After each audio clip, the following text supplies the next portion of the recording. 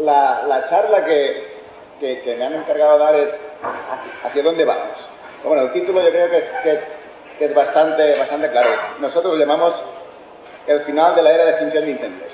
Yo estoy aquí representando al colectivo Extinción de Incendios, veo que tengo compañeros de retenes detrás, pero la verdad es que el mundo de extinción de incendios acaba. No es una inversión de futuro, es una inversión que empezamos a hacer hace 100 años, básicamente, y como humanos creímos que íbamos a apagar los incendios porque teníamos tecnología, conocimiento y saber hacer suficiente para hacerlo.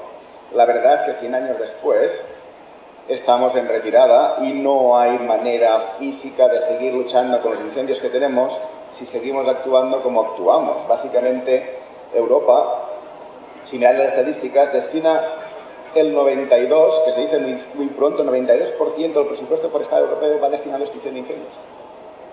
Cuando hace 40 años solo era el 31%. Y hace 80 años no era ni el 5%. Entonces, como sociedad estamos invirtiendo en la emergencia, pero no estamos invirtiendo ni en el bosque que pretendemos defender. Es decir, hacemos extinción de incendios porque pretendemos salvar el bosque de las llamas, pero todos los recursos van a los recursos que salvan el bosque de las llamas y no al bosque en sí. Con lo cual hemos perdido el norte y las cosas están un poco mal. No sé si veis el vídeo con esta luz, pero voy a poner el vídeo de esta semana. Lo que veis, este vídeo que se mueve, son 44 segundos y es el recorrido de un vehículo alrededor de un incendio en Cunit, en Tarragona, hace un mes. Y vais a ver cómo el incendio en 44 segundos crece de nada a todo. Ahí veis cómo va creciendo y vais a ver cómo se va a transformar en una bestia. No es un incendio del otro mundo. Recuerdo que esos días tenía que ir con Paco Castañares a dar una charla a Extremadura y me tuve que quedar en casa, precisamente por la bestia esta. Ya veis lo que ha crecido en 44 segundos. No hay capacidad de extinción ante esto, y seguir invirtiendo en esto no nos lleva a ninguna parte fácil. Está como paro. Este es el crecimiento del incendio de Mequinenza hace nada, hoy hace una semana, precisamente. Este mismo de aquí, que veis aquí, es el incendio de Mequinenza, con todo su crecimiento. Este incendio que está haciendo el zoom ahora es un incendio que avanza a 17 km por hora. 17 km por hora. ¿A cuánto avanza un retén de extinción de incendios de forma normal? En Cataluña no superamos los 500 metros hora. O sea, son incendios que están fuera de la capacidad de extinción. Y estos son urbanizaciones quemando en Tortosa esta misma semana. El hecho es que nunca antes habíamos invertido tanto en extinción de incendios y nunca antes como ahora los incendios se están haciendo tan grandes y tan intensos. Lo que está pasando nos lo están explicando y se está diciendo que es culpa del cambio climático. Mi objetivo hoy es enseñaros cómo esto no es culpa del cambio climático. El cambio climático es la gran excusa, sacar el espantajo para que todos tengamos miedo, pero no es ese el problema. La culpa de todo eso no es el cambio climático, y esto es un poco hacia dónde vamos. Esos dos gráficos, que os explico rápidamente, es la evolución en Cataluña de los incendios forestales. El gráfico de la izquierda, lo azul, son los días de riesgo que teníamos en Cataluña del 58 al 2003, lo normal. Lo naranja son los días que hemos tenido de riesgo en Cataluña de mediana del 2003 al 2017. Si vamos ganando 1,8 días de riesgo de incendios año. De hecho, en el 2017 teníamos un mes y medio más de riesgo extremo que no teníamos en los años 90, y ahora ya vamos para más. Aún así, con este aumento del riesgo, hemos sido capaces de reducir la superficie forestal que quema en Cataluña, en España y en el mundo, por el esfuerzo de extinción de incendios. Este es el gráfico que tenéis a la derecha. De hecho, ahora se está quemando el 10% de lo que se quemaba hace 3 décadas.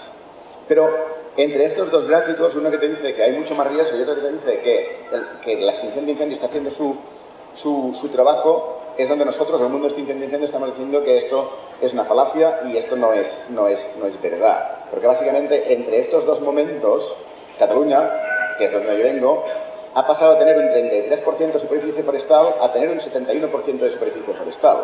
Y eso ha sido a costa de abandono rural. Es decir, ahora el sistema de extinción de incendios tiene que responder a más superficie de extinción de incendios con más condiciones de riesgo y cuando lo hace con incendios mucho más potentes y mucho más virulentos. Y este círculo vicioso es el círculo que está secando los dineros de la gestión forestal y lo está metiendo en la extinción forestal, porque políticamente la sociedad pide protección. Y ya no estamos en una época donde apagamos los incendios para proteger nuestros bosques, que es el titular que queda bien. Estamos en una época donde apagamos los incendios para protegernos nosotros de los bosques que queman. Y esa es la realidad que hay en estos momentos en Europa y es lo que tenemos que romper. Entonces, la nueva normalidad de incendios es la normalidad de incendios de los grandes incendios forestales. Y lo hemos visto este verano en 2022. Ha sido el verano con más incendios en España desde el año 94. Y hemos tenido incendios forestales en Aragón que han quemado 4.000 hectáreas hora, o en Valencia que han quemado 3.000 hectáreas hora, o en Zamora que han llegado a quemar esas 2.800 hectáreas hora. Es decir, en los años 90 hablábamos de incendios de 1.000, 2.000, 3.000 hectáreas como grandes incendios. Ahora tenemos incendios que consumen esa superficie por hora, no en tamaño final, sino por hora. Y esto no hay capacidad de extinción. Pero la forma de reaccionar ante esto cuando uno tiene miedo es insistir más en la solución que hasta ahora ha apagado los incendios, que son el sistema de extinción. Pero ese sistema de extinción está bloqueado y está colapsado y no puede contra estos incendios. Un ejemplo de esto que os explico es este gráfico donde hay dos distribuciones, la azul y la naranja. La distribución azul es la distribución esperada, lo que tendría que ser, la naranja lo que ha sido realmente a nivel de intensidad de incendio. Lo que veis abajo es energía emitida por el incendio por metro de frente. Estamos hablando mucho de energía y biomasa, etcétera, etcétera. Bueno, nuestros bosques cuando queman liberan esa energía de forma descontrolada. Pues un metro lineal de frente de llamas libera normalmente entre 1.000, 2.000, 3.000 kilovatios por metro. Lo normal que esperábamos en Cataluña en el 21 es haber liberado, por eso, 3.800, 4.000 kilovatios por metro de frente de llamas. Pero la verdad es que liberamos 8.300 kilovatios por metro. Casi doblamos la energía liberada. Y esto es el efecto de tener un bosque más seco y quemar en condiciones más intensas. Eso hace que nuestro incendio tenga capacidad de liberar mucha más energía, pero sobre todo que nuestro incendio tenga capacidad de hacerse más inextinguible. Porque la línea roja que veis ahí, que es el límite de los 10.000 kilovatios metro, este es el límite de supervivencia humana. Más allá de los 10.000 kilovatios por metro, cualquier bombero forestal, cualquier miembro de retén, tendría quemadura de segundo grado en la piel y básicamente un minuto de exposición a eso es muerte del bombero. O sea, no hay capacidad de extinción más allá de los 10.000 kilovatios metro. El incendio de Mequinenza la semana pasada liberó puntualmente 86.000 kilovatios metro. El de Zamora del año pasado llegó a liberar en el momento álgido 111.000 kilovatios metro, cuando el límite de supervivencia está en 10.000. Con lo cual, señores, no hay capacidad de extinción. La era de extinción ha tocado su fin.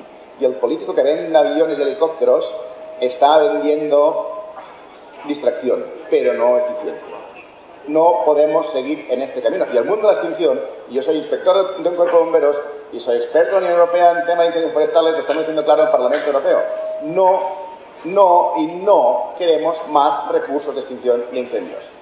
La única forma que vamos a poder apagar incendios va a ser teniendo un paisaje gestionado donde el sistema de extinción tenga capacidad de extinción de incendios que estén por debajo de 10.000 kilovatios por metro. Cualquier cosa que esté por encima de eso es una entelequia, es tomar el pelo personal. Y eso es donde vamos. Y este mensaje arranca en el 2009 en Australia, un sábado fatídico, 9 de febrero, donde perdimos 173 civiles en una hora. El incendio se abre, 173 civiles muertos en sus casas, no en la carretera, por un incendio brutal, el incendio más grave que habíamos visto hasta el momento. En el 2019, 20, 21 y 22 hemos superado esos incendios, pero ahí es el momento donde hicimos este gráfico, y este gráfico vuelve a enseñar los kilovatios metro. Ahí tenéis la escala de kilovatios metro, y aquí tenéis cada hora del incendio, y tenéis diferentes líneas que expresan la energía consumida por el incendio. Es decir, la línea de arriba el incendio consume 30 toneladas por hectárea.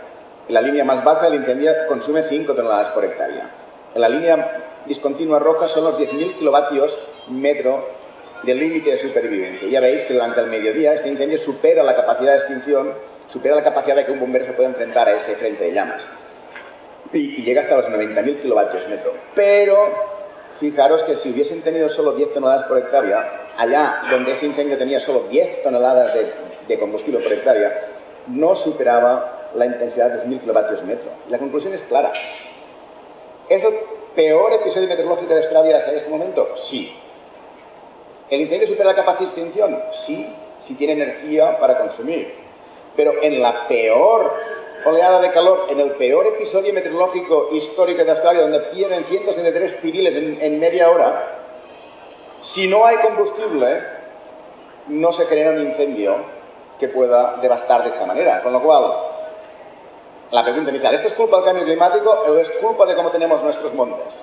Es claramente culpa de cómo tenemos nuestros montes. Que no os vendan la moto. El sistema de extinción no va a apagar esos incendios por más medios que tenga. Solo va a hacer si hay territorio. Y lo que es más grave, la biodiversidad que tanto la sociedad urbana quiere proteger, solo va a ser protegida si tenemos capacidad de extinción. Y esa capacidad de extinción implica gestión. Si no hay territorio, si el país no está arraigado en el territorio, no hay capacidad de supervivencia ni económica ni supervivencia de la biodiversidad. Y lo que decía en la presentación, ¿a la Tierra le importa un pepino la especie humana? Sí, pero la desgracia es que la especie humana no va a morir sola, se va a ir con todo. Y ese es el gran problema. Y ahí es donde estamos. ¿Y por qué está pasando eso? Pues porque los incendios han llegado a un nivel de energía que no teníamos y está creando piroconvección. Y eso es una imagen que os quería dar. Es lo que llamamos un pirocúmulo o una tormenta de fuego. Ahí veis el incendio generando la nube de tormenta, como si fuese, esto está acelerado, como si fuese una tormenta normal de tarde de agosto. La tormenta sube y baja, pero eso no precipita agua. Eso precipita lo que hay dentro de la tormenta de fuego, que básicamente son cenizas y todo el humo. Y eso es lo que veis en el siguiente vídeo. Es el mismo incendio. Aquí abajo veis una urbanización, gente viviendo en un bosque, aquí se vive feliz. Y encima tenéis la nube de tormenta de fuego. Y ahora veis el resultado. A ver quién de vosotros se pone a extinguir fuego ahí. El fuego te cae a la cabeza. Esto no es un frente de llamas que va a avanzar por el monte de una forma clara. Yo voy a poner retenes y vamos a apagar ese frente de llamas. No. Esto es una tormenta tal cual en funcionamiento generado. ¿Por qué? Porque el incendio tiene suficientemente energía para perforar la capa estable de la atmósfera, subir a la parte alta, condensar arriba en una forma de nube generando agua. Esa agua va a precipitar encima del incendio que se va a evaporar. Al evaporarse va a enfriar su entorno generando aire frío que es el que va a colapsar encima del incendio y lo va a expandir en todas direcciones. Y así se genera el incendio de Teca quemando 3.000 hectáreas hora, o el incendio de Quis quemando 4.000 hectáreas hora, o el incendio de octubre del 2017 en Portugal quemando 14.000 hectáreas hora. Ese es el resultado de donde estamos. Y ahí os pongo la imagen de lo que es Pedrao Grande en cómo funciona un incendio de esta escasa. Y ves Pedrao Grande en descenso, el incendio bajando hacia el pueblo. Ese día sabíamos que el incendio iba a girar a izquierdas y que girando a izquierdas iba a aumentar su intensidad, pero entrando la noche esperábamos que la perdiese. Pero no, al entrar la noche todavía cayó más y dejó 64 civiles muertos en una carretera. Aquí tenéis el momento del giro, pero ahora fijaros en la base de la nube, como va a empezar a descender, toca el suelo, se levanta y está todo encendido. 18.000 hectáreas, 36 segundos. ¿Quién sobrevive a eso? ¿Esto es culpa del cambio climático? No. Esto es culpa de la decisión de una sociedad de invertir en proteger su seguridad urbana, e invertir en comida barata que viene de otro lado del mundo, y en invertir en proteger biodiversidad en casa para parecer verdes, mientras sobreexplotamos los recursos naturales de otras partes del mundo. Eso es colonialismo ecológico vendido de sociedad urbana, siendo los mejores de Europa, pero sin saberlo, generando una bomba atómica en nuestro país. Y esto ahora se ha desatado. Y el sistema de extinción está diciendo, chavales, esto no se soluciona con más helicópteros grandes, que es lo que va a comprar la Unión Europea este verano. Se soluciona invirtiendo lo que vale. ¿Ustedes saben cuánto vale apagar una hectárea de bosque en este país, en España, de media? ¿Cuánto están pagando nosotros todos los impuestos de nuestro bolsillo para apagar un incendio? Entre 12 y 19.000 euros hectárea ese tema. Si solo eso, como sociedad, decidimos invertirlo en la sociedad rural para crear economía rural, tendríamos un país vivo que mantendría el paisaje productivo para estas ciudades sin estos incendios. Eliminar la economía rural hace que nuestras ciudades dependan de países lejanos y encima hayamos creado falsamente una España biodiversa que no se sustenta y que vamos a perder biodiversidad al ritmo que vamos a perder capacidad de sustentar la población española en su territorio. ¿Todo esto que está pasando es nuevo? No. Ya existía. Eso son imágenes de los años 90. Las grandes tormentas de fuego de los años 90, año 94, el año 95, el 97, estaban aquí.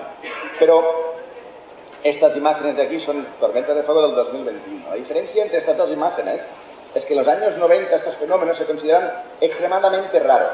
Tan raros que se consideraban a veces, la ciencia ha dicho a veces que eso no puede ser cierto.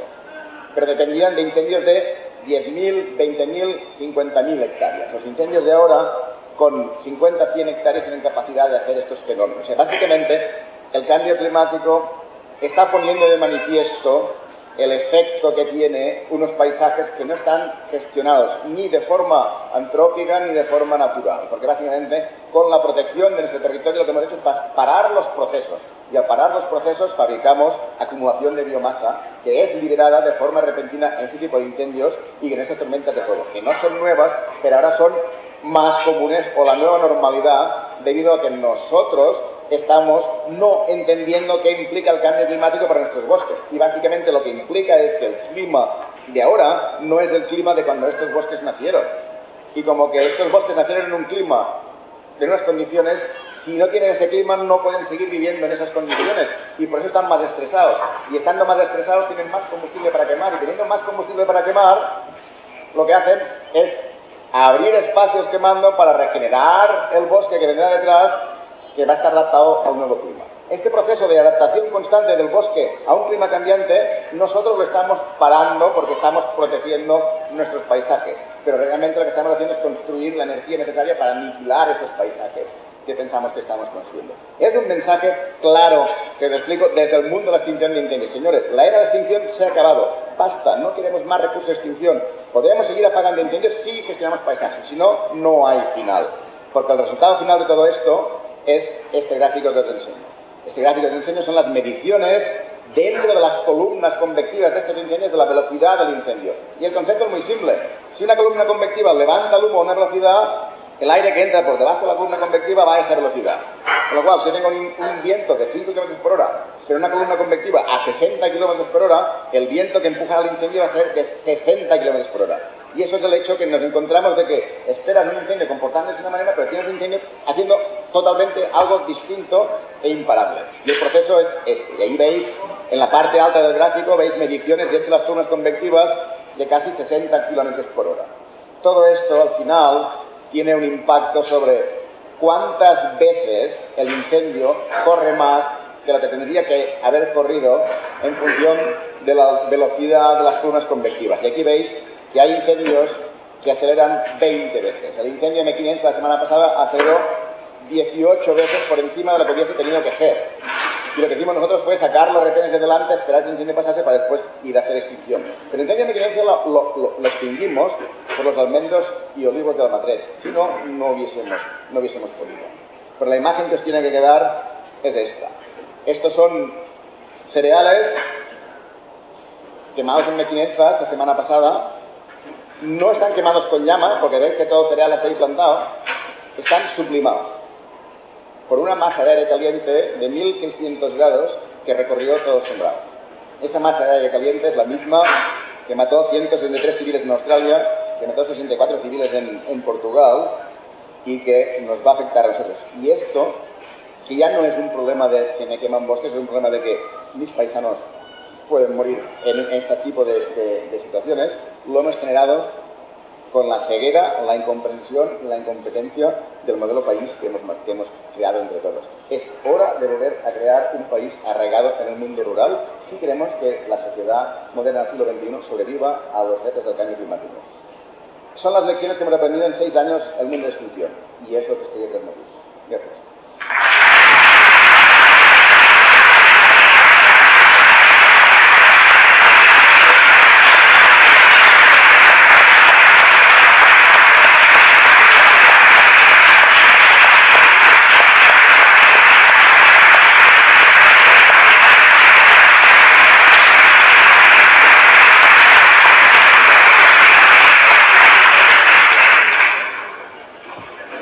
Bueno, se puede decir más alto, pero más claro yo no sé si se puede decir.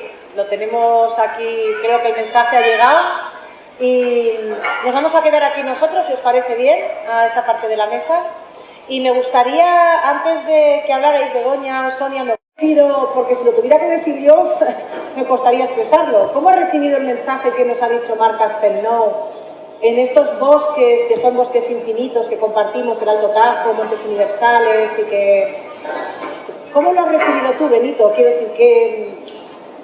¿Qué sensación tengo? Pues que da gusto oír hablar a alguien que sabe, que tiene un conocimiento, una capacidad de análisis, que conoce un territorio, los incendios, y creo que deberíamos... Y creo que deberíamos de tomar nota y dejarnos guiar por eso, por la ciencia, por la investigación, para preservar los montes que tenemos. Me parece un lujo oírlo hablar y saber de lo que habla. Muchas gracias. Bueno, Sonia Roiges, ella es profesora en la Universidad Politécnica de Madrid, es una persona muy comprometida y es presidenta de la Sociedad de Pastos, de la Sociedad Española de Pastos, ¿no? ¿Hasta qué punto nos hemos desvinculado de nuestros montes, Sonia, que tenemos a nuestros ganaderos destinando, ¿no? por el coeficiente de admisibilidad de pastos, que nuestros ganados han configurado nuestro paisaje y ahora que son necesarios para nuestros bosques, resulta que el pasto bajo regulado no es admisible para la paz. Como se ha tenido un congreso esta semana muy importante con Portugal, ¿no? A ley nueva. ¿Y qué nos puedes trasladar tú respecto a esto? Vale, pues ahora te contesto a eso, pero antes de nada tenía yo mi agradecimiento a Marta por invitarme, y ahora, después de hablar Marc, lo estoy tachando para no hablar detrás de él con la exposición que ha hecho. Muchísimas gracias, enhorabuena Marc. Encima para decir cosas solo para apoyar lo que ha expuesto ya Marc, ¿no? Y en primer lugar también Pepe. Bueno, entonces, aún así te agradezco muchísimo la invitación a toda Orea, esta invitación para participar de nuevo en estas jornadas que, como decía Pepe, creo que son imprescindibles, y imprescindibles que se hagan aquí, ¿no? En un entorno como el de Orea. Y sí, ayer... Bueno, esta semana pasada ha tenido lugar la quinta reunión ibérica de pastos y forrajes, que es una reunión que hacemos la Sociedad Española de Pastos junto con la Sociedad Portuguesa de Pastos y Forrajes. La Sociedad de Pastos lleva funcionando desde el año 60. Por ahí es un poco, por hacernos publicidad nosotros, hay conocimiento sobre todo esto, que la cuestión, yo creo que, y por supuesto de la Sociedad Española de Ciencias Forestales también, ¿no? Y otras asociaciones, lo que seguramente nos falla es contar todo lo que se sabe, ¿no? Todo lo que se sabe en cuanto a la gestión del territorio. En eso pues hay afortunadamente muy buenas excepciones de comunicadores, como es el caso también de Marc, de muchas otras personas que están aquí, para hacer llegar este mensaje, que es el problema que tenemos con el abandono en la gestión en general y los problemas que se ponen en la gestión, en este caso ganadera, ¿no? Bueno, para comentar lo que decía Marta de la reunión de esta semana, el lema que hemos tenido en esta jornada, en esta reunión ibérica, era pastos y ganadería ligada al territorio, estrategias para la soberanía alimentaria y la resiliencia de los paisajes. Y creo que vuelve a abordar algunas de las cuestiones que estamos hablando aquí. La necesidad de cubrir todas las necesidades que tenemos como sociedad que depende totalmente del territorio, siempre estamos insistiendo en lo mismo, ¿no? Entre otras cosas para comer, pero sobre todo para mantener el entorno en el que estamos viviendo y del que dependemos. Y disminuir los riesgos de destrucción de estos paisajes, del territorio de nuevo, ¿no? Yo creo que, bueno, pues la ganadería ligada al territorio, la ganadería extensiva, en parte extensiva, pues tiene un montón de ventajas. Me voy a poner a hablar de ganadería extensiva y supongo que Begoña luego hablará un poco más de gestión a lo mejor de bosques, ¿no? Pero bueno, como trabajamos con montes, pues hay que meter ahí la parte de ganado, que ha sido siempre ese elemento que ha aportado un montón de beneficios, ¿no? Que ha construido, yo creo que es el principal elemento, el constructor de ese paisaje mosaico que todo el mundo ahora busca y alaba, ¿no? Pero que está ligado a esas intervenciones continuas, tanto de la agricultura como de la ganadería.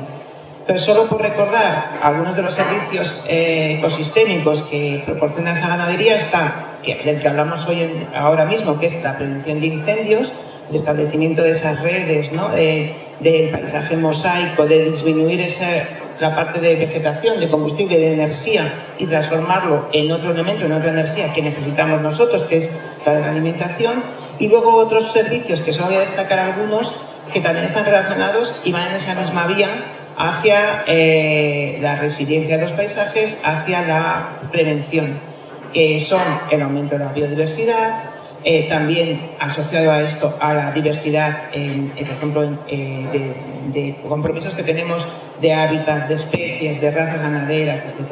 A la gestión del suelo, está asociado a la gestión del suelo, a la fertilización y también a la acumulación, sobre todo de carbono, en el suelo, al mantenimiento de una actividad socioeconómica imprescindible y luego también, por supuesto, como hablaba antes de la soberanía alimentaria, a la producción de pues productos de calidad y asociados también al bienestar animal. Que eso podría ser una vía también de un aprovechamiento en cuanto al reconocimiento a través de etiquetas y que pudiese llegar a la sociedad, ¿no?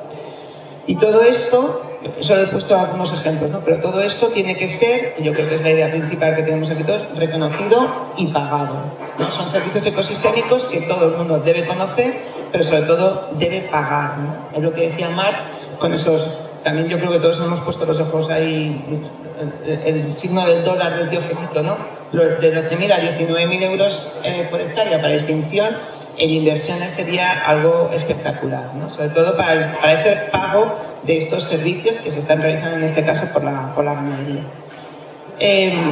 Todo ello yo creo que está muy asociado de nuevo a la necesidad de manejo, de gestión, de manejo y gestión en este caso pastoral. Y hay multitud de sistemas que se pueden emplear para la conservación del suelo, para la conservación de especies, para el establecimiento de discontinuidades, para bajar la energía de nuestros paisajes, etc., ¿no? Recuperando o bien sistemas antiguos o manteniendo sistemas tradicionales o haciendo innovación a través también de tecnologías. Todo este rollo que estoy echando, estoy segura de que todos lo conocéis ya, todos lo conocemos, los que estamos aquí en esta sala lo conocemos y somos unos convencidos. Esta es la solución, ¿no? Entonces, ¿qué es lo que nos falla? ¿Qué es lo que nos falla? ¿Qué es lo que nos falla? ¿Por qué no lo comunicamos bien? ¿Por qué no es todo el mundo consciente? ¿Por qué los políticos no son conscientes? Los políticos no son los que toman las decisiones, ¿no? Y no hay otras actuaciones, ¿no? Sobre este tema. No sé, esa es la pregunta. Y ahí entonces vuelvo a tu coeficiente de admisibilidad de pastos, ¿no? Ahí va, claro, el reconocimiento de esa labor, en este caso del pastoreo, y que sea pagado, en este caso a través de esa ayuda, pero yo creo que no es la única, esa es una, es que tiene que haber muchas más ayudas o pagos por esos servicios.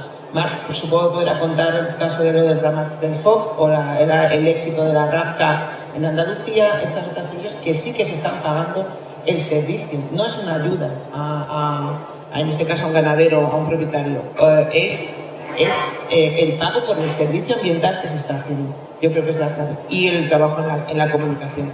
Espero que vaya mejor. Es un poco paradójico, ¿verdad? Que haya ganaderos que ahora inventen las cabras bomberas y no sé qué bombero, y les pagan, ¿no? Donde existen solamente encuentran dificultades. Me gustaría dar paso, si os parece, a Begoña. Begoña Avellanas es también profesora de la Universidad de Córdoba. Ella está también en la directiva del Colegio de Ingenieros de Montes de España. Hace un frío cada vez que han venido y en esta vez les dije, de verdad que no contarás cuál es tu visión, ¿no? Marc nos ha sacudido, ¿no? Hay que sacar a la gente de su zona de confort para que sucedan cosas buenas. No es fácil hacer cosas que la gente no espera que hagas.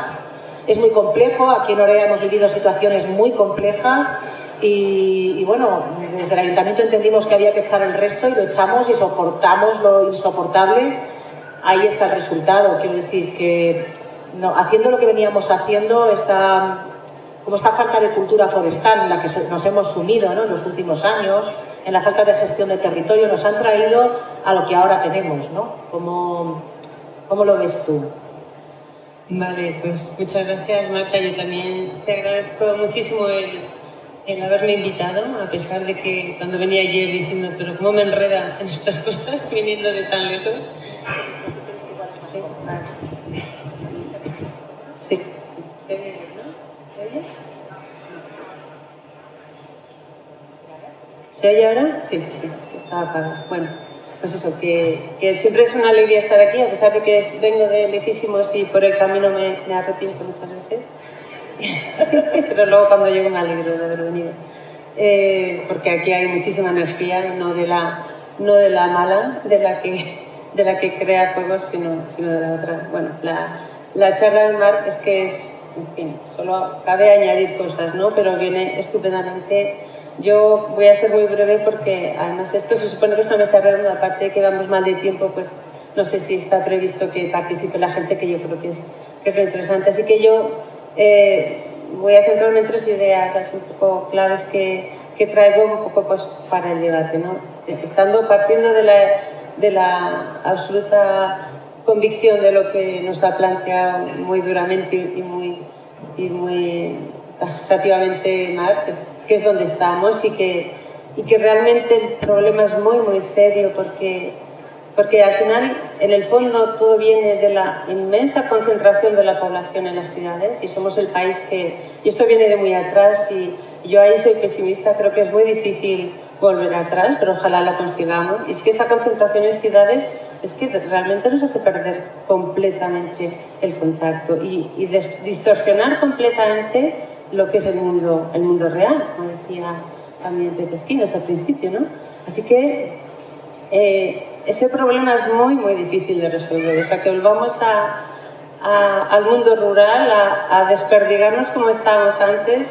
Yo soy pesimista, pero ojalá se consiguiera, porque sin eso va a ser tremendamente difícil. Es decir, decía Sonia, no sabemos comunicar. Sí sabemos comunicar, pero es que los oídos que nos oyen desde las ciudades no nos pueden entender, porque es que no conocen el bosque más que para ir de paseo. Y para ir de paseo, si cualquiera de esas personas que defienden a ultranza el no tocar el monte se tuvieran que enfrentar a la 10.000ª parte de lo que se tiene que enfrentar Marx en su vida diaria, seguramente pensarían de otra manera, pero no va a ocurrir, porque además para eso están ellos, para protegernos en los guetos en los que nos hemos metido, para no conocer. Bueno, me estoy enrollando. La cuestión es que yo voy a la gestión forestal, que al final ya por fin estamos diciendo, aunque no nos quieran mucho escuchar, que es la única solución. Y yo a lo que voy, las ideas que quiero defender son varias. La primera es que no podemos confiar en que esa gestión forestal sea inversión pura. ¿Habéis oído? Yo me he quedado helada, 12.000 a 19.000 euros a pagar una hectárea. Pero esto llevado a la prevención, es decir, nuestro país aproximadamente la mitad del territorio y creciendo es forestal. No todo es bosque, pero es forestal, ¿vale? Entonces, pretender que todo ese territorio lo podamos traducir en esa forma que planteaba Marx, que lo volvamos a meter dentro del ámbito de la capacidad de extinción solo a base de nuestra inversión, ni locos, no somos tan ricos, o sea, olvidaros de eso, es imposible, es absolutamente imposible. Ni los países más ricos, solo habría 2 soluciones, o reducir nuestros terrenos forestales a una parte muchísimo más pequeña, o por algún milagro hacernos inmensamente ricos, y ninguna de esas 2 cosas va a ocurrir. Así que hay que olvidarse, o sea, está bien pedir inversión, pero esa no es la solución tampoco, o sea, tampoco se va a resolver haciéndolo todo mediante inversiones en la prevención. Entonces, ¿cuál es la solución? ¿Cuál sería? Pues los aprovechamientos. Es decir, la gestión productiva. Y eso que está tan mal visto, yo abogo aquí, desde aquí, por la despenalización de los aprovechamientos forestales. Porque todo el mundo entienda que en este país, por lo menos, y otra cosa son los países, porque a veces mezclamos conceptos, hablamos de deforestación y eso no está ocurriendo aquí.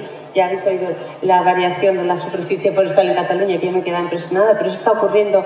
Si comparáis los inventarios forestales de las últimas décadas, esto se está poblando en cantidad y en superficie, en cantidad digo de biomasa y en superficie a lo loco, por el abandono, no solo rural, sino también de la gestión forestal. Así que, y sin embargo, consideramos que, iba a decir que en este país nuestro, cualquier corta de madera que no sea un tratamiento silvícola es ilegal. Y eso hay que decirlo y la gente lo se tiene que entender. Y esta manera de separar entre tratamientos silvícolas donde invertimos y aprovechamientos que son para que la gente se vuelva rica, no existe. Hay algunas parcelitas que son la silvicultura ultraintensiva de choperas y de localidades que también son muy, muy necesarias y cada vez deberíamos tener más y no menos, pero en el resto, cualquier corta de madera debe ser un tratamiento silvícola. Entonces, todos los aprovechamientos, den dinero o cuesten dinero, no se pueden hacer legalmente si no se suponen una mejora para el monte. Y eso hay que saberlo. Así que, y sin embargo, en la sociedad, hasta tal punto hemos separado ambas cosas que, fijaros, el absurdo, en los parques nacionales están prohibidos los aprovechamientos forestales. ¿Tiene sentido eso? No tiene ningún sentido. ¿Por qué? Porque nuestra sociedad urbana, que es la que manda, porque al final son los que somos mayoría, y yo me incluyo, pues interpreta que el aprovechamiento es malo, porque el aprovechamiento deforesta y porque el aprovechamiento solo sirve para que unos pocos se enriquezcan. Y eso no es así, hay que decirlo a los cuatro vientos. Y es la única vía posible para que esa vuelta a la capacidad de extinción que aboga Mar pueda ser posible. Si no, olvidaros, no tenemos tanto dinero, no tenemos, es imposible. Y eso no quiere decir que no va a haber zonas de reserva, que no debe haber, o sea, lo que no puede ser es café para todos, pero el grueso de nuestros montes necesitan aprovechamientos como tratamientos silvícolas. Así que yo abogo por despenalizar esos aprovechamientos, dotándolos del reconocimiento de la capacidad cultural y de mejora silvícola que tienen, incluido su valor preventivo a largo plazo. Esa es una de las ideas que os quería transmitir. La otra, pues que evidentemente en la situación que estamos y dentro de la gestión forestal y de la silvicultura, ahí donde todavía se practica, como por ejemplo aquí, pues probablemente debamos incorporar, al menos transitoriamente, suponiendo que somos optimistas y que esto lo vamos a arreglar, pues un factor de riesgo como criterio de toma de decisiones en la silvicultura, es decir, esa dicotomía de silvicultura preventiva en unas zonas y silvicultura de otro tipo en otras, pues a lo mejor hay que también ligarlas y ver en cada lugar y en cada momento qué grado de peligro tenemos y qué peso debe tener la parte preventiva de una silvicultura, que debe tener además otros objetivos de producción, de protección o de lo que sea, ¿vale?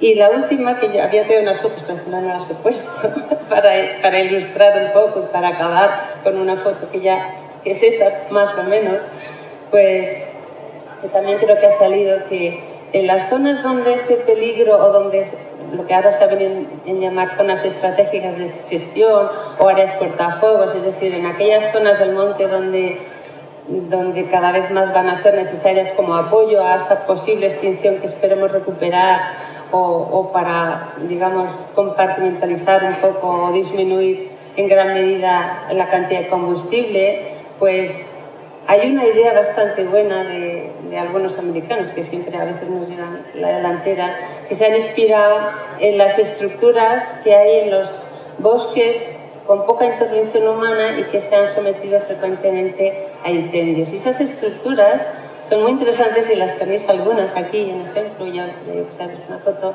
Son estructuras muy abiertas, pero con tres elementos que son, por un lado, algunos árboles muy grandes, por otro lado, bosquetes muy densos y luego en una matriz sin apenas vegetación leñosa. Y eso es una estructura que han demostrado que es resiliente, es decir, que su dinámica puede incorporar al fuego y mantenerse, o sea, no son resistentes, se pueden quemar, pero se pueden recuperar a sí mismas, por supuesto cambiando la posición de los bosquetes, de los árboles y de los huecos, y que serían estructuras muy interesantes para ensayar en aquellas zonas donde la prevención en la gestión cobre mucha importancia. Y en esas zonas, y aquí las hay, el apoyo de la ganadería extensiva sería decisivo precisamente para mantener esos huecos.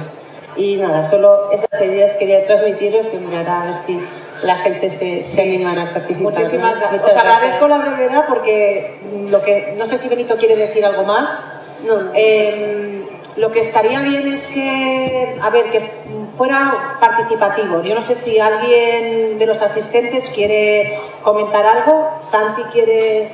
¿Le puedes acercar el micro, por favor? El micro, está allí el micro. Os pediría que las preguntas fuerais concisos para que quedara tiempo para que contestaran quien quiera contestar aquí.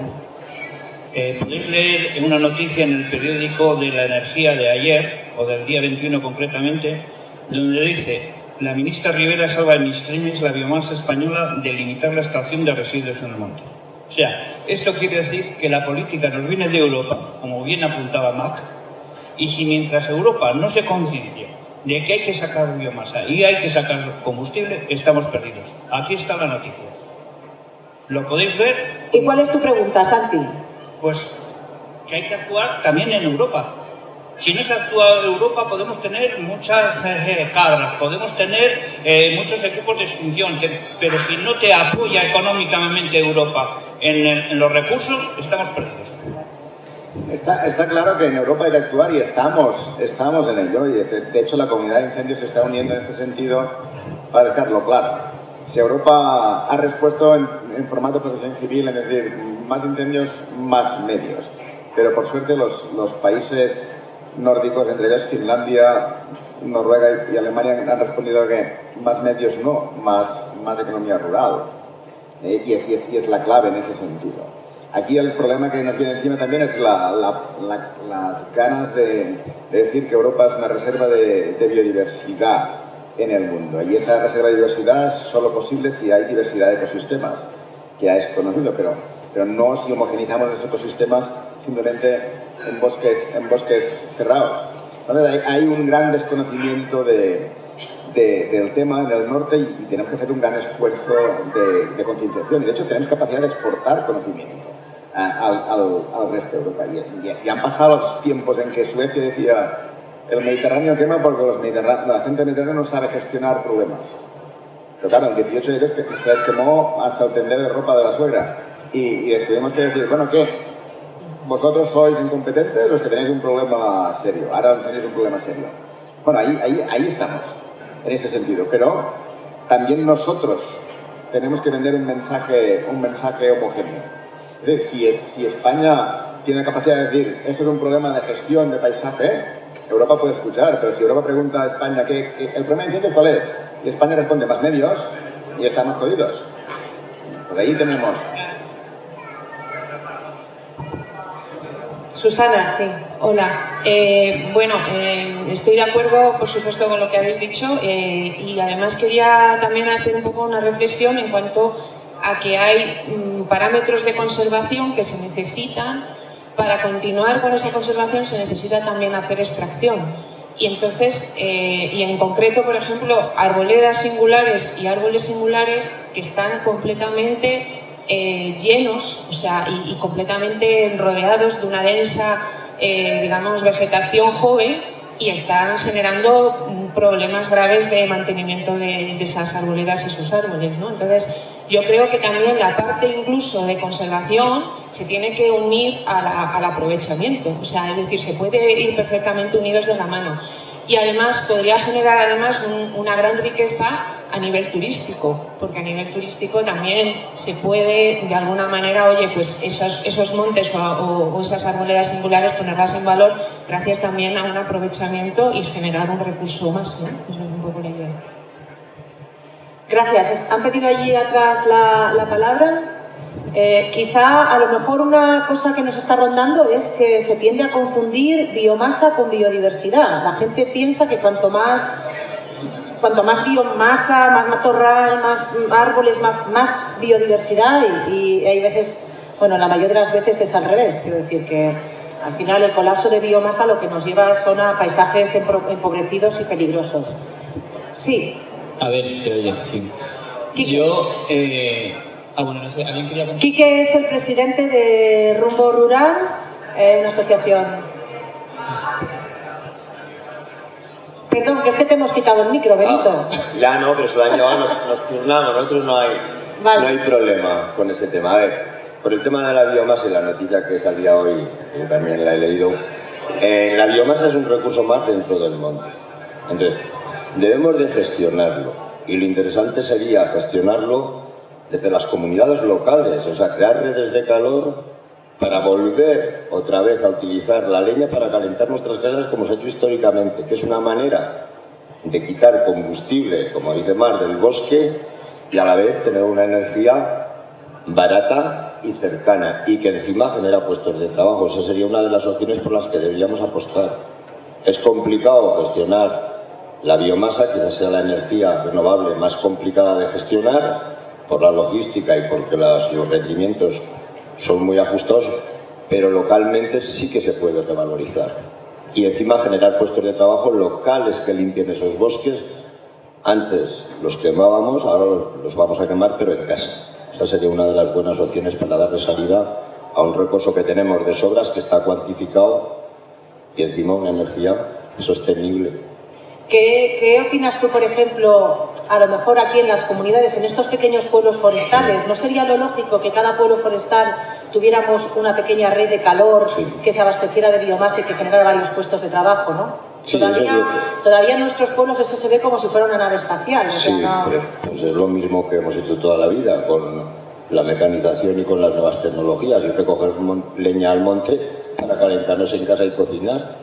Por lo mismo, pero con calderas para cada municipio, que redes de calor eficientes que había y están comprobadas. Y generaría, sobre todo, mantendríamos más limpios los bosques y generaría puestos de trabajo, que es lo que hemos perdido también en estas décadas. Las cuadrillas forestales, que han desaparecido totalmente, sería una manera... Es complicado, o sea, no es fácil. Bueno, la biomasa en verdad siempre ha ardido en nuestros pueblos, porque era la energía que nos calentaban las estufas, ¿no? O sea, ardían las estufas. Ahora tenemos el peligro de que arda en el monte. Mar, no sé si quieres decir algo. Bueno, pues podría decir muchas cosas, pero básicamente... Sí, mejor. A ver, vamos a terminar de dar la palabra a Quique, que te hemos dejado con la palabra en la boca. Sí, yo la verdad es que, claro, escucho todo esto tan catastrófico y lo primero que me pregunto es si es reversible, si se puede hacer algo y sobre todo teniendo en cuenta la realidad de dónde se tiene que hacer, porque hablamos de las redes de calor y tal, pero Orea es un municipio que se mueve mucho, ¿no?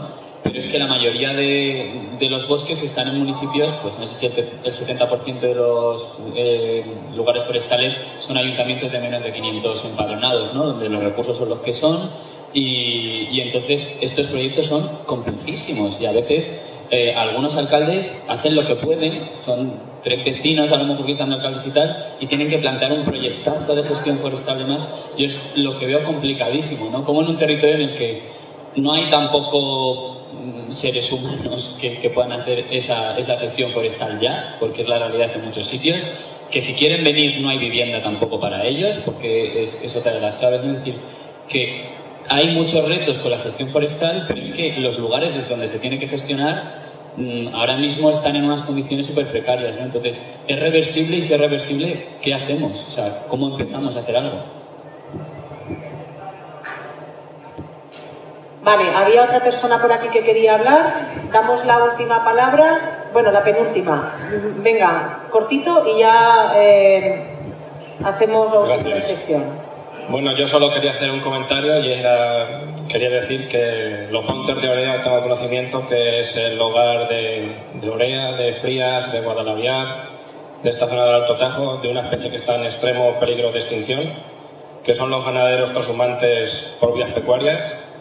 Y desde aquí comunicar mi profunda admiración, intentar que se sigan valorando más por su trabajo, por su valor y sobre todo comunicar mi profundo respeto y admiración a la tristemente fallecida Alicia Chico, que siempre tuvo fe en este tipo de manejo ganadero. Muchas gracias. Muy bien, muchas gracias. Sí, ya lo hemos expresado.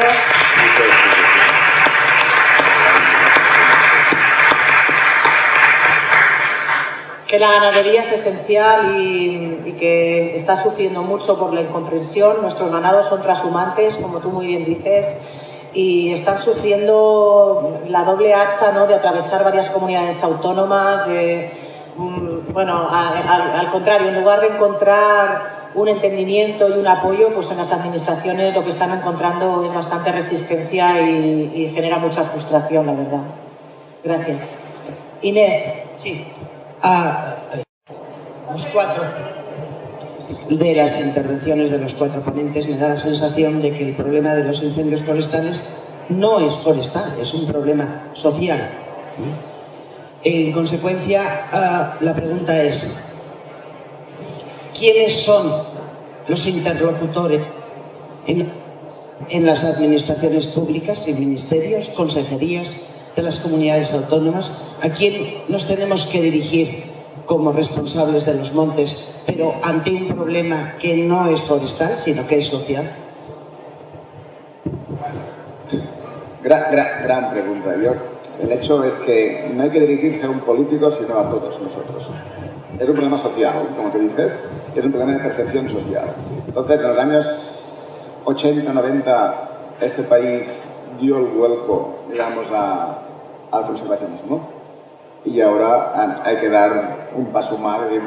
Sí, está muy bien conservar, era eso, es lo principio, pero lo que hay que conservar son los procesos y la supervivencia de todo esto. Y, por tanto, lo que tendremos mañana. Un poco estamos como una sociedad rica con miedo defendiendo lo que teníamos, pero tenemos que básicamente pensar en lo que tendremos. Y eso es lo que hay que defender, lo que tendremos. Y lo que tendremos lo fabrican los procesos de hoy. Y los procesos de hoy no están fabricando biodiversidad, sino que le están restando. Básicamente los procesos que como sociedad hemos fabricado para preservar nuestra biodiversidad están eliminando biodiversidad. De hecho, los informes siguen diciendo que vamos perdiendo biodiversidad, aunque nos estamos forestando como país. Lo que estamos explicando aquí es conocido, pero la sociedad sigue la inercia de ese concepto de España es un desierto, hay que proteger el bosque y eso es lo más importante. Y ese cambio social es lo que tenemos que hacer. Y eso lo podemos hacer en el consumo nuestro diario. O sea, seguimos consumiendo como sociedad sin mirar de dónde viene. Y está claro que si tú sabes de dónde viene el producto, puedes decir yo invierto en este territorio. Y nuestra sociedad no reconoce las externalidades. Y siempre he explicado un caso muy claro. Soy un agricultor que tiene 3 hectáreas de olivo al lado de un pueblo y vendo mis olivas para hacer aceite de oliva, ya está. Y que ahí saco dinero y pongo mi dinero y mi esfuerzo para tener eso cultivado. Entonces me jubilo y mi hijo me dice, yo no me voy a estar toda mi vida ahí dándole para ese 3 hectáreas de oliva, y lo deja abandonado. A partir de ese momento, por ley, el ayuntamiento está obligado a hacer una faja de 25 metros para proteger el pueblo de incendios forestales en los campos de olivos que hasta ahora estaban cultivados. Ese señor está prestando un servicio tasado en 3.000 euros de hectárea, por ley, que nadie le ha pagado. Lo ha invertido él a la sociedad de su bolsillo. Es hora de empezar a reconocer estos servicios forestales. Aquí, este pueblo ha hecho la gestión de estos montes, garantizando el sustento de esos montes, garantizando el carbono, garantizando la biodiversidad, garantizando cualquier uso que se quiera hacer de estos montes, pero no le hemos pagado en nada la seguridad que ha fabricado para proteger esta biodiversidad, ese carbono, y la seguridad que ha fabricado para proteger lo que hay de aquí hacia el este, que es el recorrido de los grandes incendios en el Ibérico. Y si este gran incendio no va a existir, en parte es por el trabajo de gestión forestal que se está haciendo aquí. Entonces, tenemos que crear esa interconexión de qué hacemos y consecuencias tiene, no sobre lo que tengo ahora, sino sobre lo que tendré mañana. Yo siempre he dicho que cuando nosotros tomamos decisiones en incendios, yo no estoy apagando el incendio de hoy, yo estoy decidiendo qué va a quemar mañana. Yo estoy decidiendo qué bosque voy a tener mañana, estoy decidiendo cómo va a ser el paisaje de mañana, en las decisiones de hoy. Entonces, el gran problema es que como sociedad, somos una sociedad litigadora y que nos defendemos y tenemos miedo, en lugar de ser una sociedad creativa, en pensar que estamos creando el mañana. Entonces, enfrentarnos a un problema como el cambio climático con una mentalidad defensiva ya es extinción. Hay que enfrentarse con una mentalidad creativa, sabiendo que el sacrificio en las decisiones de hoy fabrica un mañana. Y ese es el gran reto. Y ese es el reto que como sociedad necesitamos. Y nuestra generación, la que estamos aquí, solo nos vamos a redimir a ojos del mañana si somos capaces de hacer esto, porque si no vamos a ser los que perdimos todo.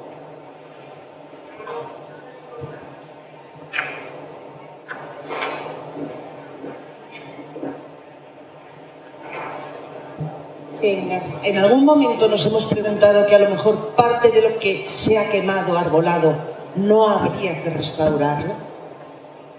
Porque yo creo que no estamos preparados para decir, no, esta parte no hace falta tener más bosque, es mejor dejarla como pastizal. Estamos preparados para eso y vamos a tener que aceptar mucho más, muchísimo más. O sea, en lo que vamos a tener que aceptar como sociedad no somos conscientes, pero lo que estamos viviendo, nos guste o no, es una oleada de cambio que está recorriendo el planeta. Cada uno de nosotros se mira el efecto sobre los incendios de España, los incendios de Portugal, los de Italia, los de Turquía, los americanos, los australianos. Míratelo en conjunto. Es una oleada que está barriendo el planeta y está eliminando los bosques como los conocíamos y está generando un paisaje nuevo, un paisaje que va a estar adaptado a ese cambio climático, nos guste o no, porque con las decisiones que estamos tomando no tenemos impacto sobre eso, simplemente nos estamos defendiendo, no estamos tomando decisiones para cambiar ese proceso. Y de hecho, las decisiones las está tomando el fuego en sí. ¿Quién es el gran gestor de montes en España en estos momentos? El incendio. ¿Quién controla el incendio? Nadie lo quiere controlar. Luchamos contra él. Pero tomar decisiones de dejar quemar incendios de centenares de miles de hectáreas, no de miles de hectáreas, es lo que tendremos que afrontar en los próximos años. O sea, en estos momentos, un incendio de 17 kilómetros de hectárea no lo veíamos desde la sequía del 94, pero el último incendio en Teruel del año 94 cruzó el sistema ibérico hasta Valencia. Cualquier incendio ahora en Prepirineo, en Huesca, se puede plantar en Gerona. Este concepto no lo tenemos claro. Tampoco lo tenían claro los australianos, cuando perdieron 24 millones de hectáreas en una campaña. Tampoco lo tenían claro los americanos, cuando se estimó el 40% de toda Sierra Nevada en una simple campaña. Nunca antes, desde que Escipión puso los pies en la península ibérica había sido forestalmente tan continuo como ahora. Y ese es el gran reto. La historia nos ha reservado un puesto en el podio. Vamos a ver si estamos a la altura. De momento, no. Bueno, muchísimas gracias. ¿Hay otra pregunta? Perdón. Julia. Julia quiere hacer una pregunta o una aportación. Sí, nada, perdóname. Es que no quería dejar de lado tampoco el tema de la ganadería, que creo que está muchas veces muy perjudicado y bueno, pues quería decir quizás a Sonia o quien quiera responder, porque hay un problema que no sé si es solo en Aragón o está extendido a otras comunidades autónomas y provincias, pero que cuando estuve en Pirineos estuve hablando con amigos míos que son ganaderos y me decían que estaban teniendo muchos problemas porque a ellos que iban a entrar las vacas y las naves de su padre les obligaban, o sea, su padre se iba a jubilar de aquí a 4 años, ellos le estaban ayudando con todo ese trabajo, pero para poder declararse, digamos, como ganadero, le obligaban a crear su propia nave y a comprar no sé cuántas cabezas de ganado. Entonces, este problema que estabais comentando de padre que tiene un olivar y que se lo deja a su hijo y su hijo no quiere, hay gente en la ganadería, sobre todo en la zona del Pirineo, que yo creo que está muy concienciada de que se quieren quedar en el valle, pero ¿cómo es posible que le estemos poniendo estos prejuicios y que no les dejemos arraigarse en su territorio y sacarlo adelante? No sé qué medidas existen a día de hoy para que no se encuentren con este problema. Vuelvo a insistir un poco en la necesidad de reconocer todos esos servicios y facilitar bien el pago o la gestión, ¿no? Te pones ese ejemplo, pero desde lo que han comentado antes de la falta de acceso a vivienda o falta de acceso a pastos, o sea, es que también hay muchas zonas, también en Aragón, conozco también el caso de Aragón, pero en otros sitios, que es que las juntas de pastos no permiten a lo mejor el acceso de nuevos ganaderos. Entonces, si ya hay falta de renovación generacional, si ya hay dificultades, si además tienen estos problemas que son muchos problemas de gobernanza o de acceso a estos recursos, o sea, estamos todos clamando porque haya ganado en el monte para bajar ese combustible o crear esas discontinuidades que son las que estamos buscando, y resulta que ponemos ponemos, no nosotros, bueno, hay problemas, ¿no? Muchas veces también entre ganaderos, en comunidades locales, en, bueno, múltiples ejemplos, ¿no? Así que sí, y como ya estoy hablando del micro, comentando también algo de lo que decía Susana, conservación y producción, por supuesto que van de la mano, y los aprovechamientos, pero es que no olvidemos que en la parte de conservación es que hemos firmado un montón de compromisos donde hemos dicho que tenemos que conservar una serie de hábitats, y en España la gran mayoría son hábitats de sistemas semi-naturales. Considerados semi-naturales quiere decir que tienen intervención. Ahí están todos los tipos de pastos, prácticamente todos, van asociados a la gran amenaza de que falta pastoreo. No sabemos qué carga ganadera necesitamos para mantener todo esto. Y no digamos nada para disminuir este nivel de energía en la biomasa. Así que sí. Muchísimas gracias. Bueno, el tema de la ganadería es complejísimo. En nuestros pueblos no tenemos ni la posibilidad de poder comernos las chuletas de nuestros corderos. Sí, o sea, la parte sanitaria. No vas a los supermercados y no encuentras un etiquetado que diga carne de ganadería extensiva. Y la verdad es que yo creo que no se nos atiende porque no se nos entiende, sencillamente. Es una realidad que desde las ciudades quizá no se llega a comprender. Entendemos a no estudiar la historia de nuestros territorios, y para garantizar un futuro hay que saber de dónde venimos. Entonces, yo quería cerrar ya la mesa porque tenemos que terminar. Este debate es maravilloso, pero vamos a tomar café ahora todos juntos, y si queréis hacer alguna pregunta, van a estar a disposición vuestra esta mesa tan chula. Quería poner un poco el acento en que hablamos de conservacionismo, y yo quiero decir que conservacionista es quien conserva. No es quien le gustaría que eso siguiera siendo como lo ha visto un día de camping de tortilla. Conservacionista es el que vive en el territorio, el que hace leña, el que tiene su ganado, el que tiene su huerta. Esta gente es la que conserva. Estos custodios, que somos los pequeños pueblos forestales, somos los que conservamos. Y por supuesto, en nuestro caso, como es Orea, que tenemos los montes ordenados desde 1908, que entraron en el primer catálogo de montes de utilidad pública, que es la primera figura de protección de nuestro país, han sido bosques gestionados. Nadie puede ser tan infantil como para ir paseando por este bosque y piense que esto es obra y gracia de la naturaleza, excluyendo la mano del hombre.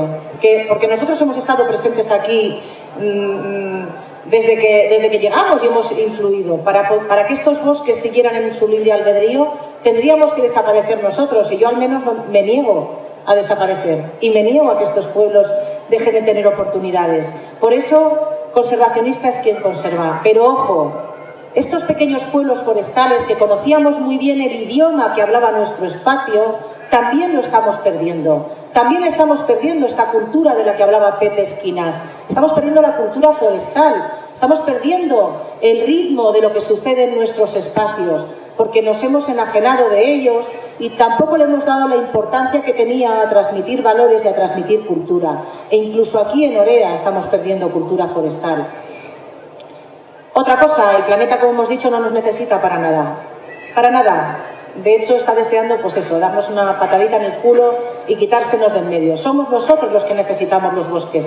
Por eso es tan importante rescatar esta cultura y rescatar este aprendizaje que teníamos y que estamos perdiendo. El fuego, no olvidemos que es un elemento natural, que va a seguir existiendo, hagamos lo que hagamos, pero que, como dice Marc, en nuestras manos está que sea una bomba atómica o que sea un fuego asumible y afrontable para los medios de extinción. Y por último, yo quiero dejar aquí una pregunta en el aire y vamos a darle vueltas mientras tomamos un café. ¿Qué queremos? ¿Queremos bosques? Con todo lo que ello conlleva, con las poblaciones ligadas a ellos, con los usos, con la historia que tienen nuestros bosques, en nuestros usos y nuestra cultura, o queremos cenizas. No es nada catastrófico, o sea, es una decisión que honestamente tenemos que tomar.